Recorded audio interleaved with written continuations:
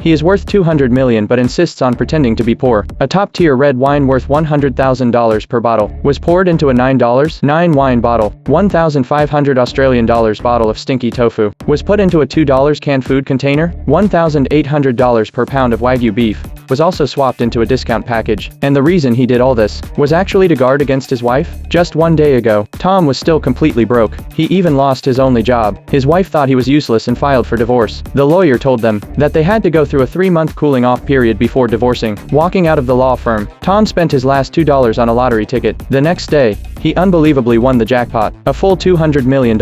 His financial advisor told him that if he divorced now, he would have to give his wife $100 million. If Tom didn't want to lose the money, there was only one way: pretend to be poor. But having so much money and not being able to spend it was absolute torture for Tom, so he secretly went to the mall. First, he got himself several designer suits. Then he bought a limited edition luxury watch. He swept up all the luxury goods he could find. The feeling was simply exhilarating. At that moment, he suddenly saw his friend. Terrified, he hurriedly hid inside a nearby jewelry store and hinted to the clerk not to let them in. Seeing he was rich, the clerk cooperated, telling the family outside that the store was closed. His friend was quite puzzled. To thank the clerk, Tom bought a pair of small earrings from the store. Returning home, he hid all the luxury goods in the storage room, then repackaged all the food. After doing all this, Tom finally calmed down and was ready to savor the taste of wealth. But little did he know that his repackaging would bring him great danger. Just then, his wife returned home from work. Tom panicked, jumped behind the sofa, and took off his designer clothes. When his wife saw him, she was stunned, but she simply thought it was one of his little quirks and didn't care. She even arranged for Tom to work at her supermarket. To avoid suspicion, Tom had no choice but to agree, but he never expected that the supermarket owner was his former love rival,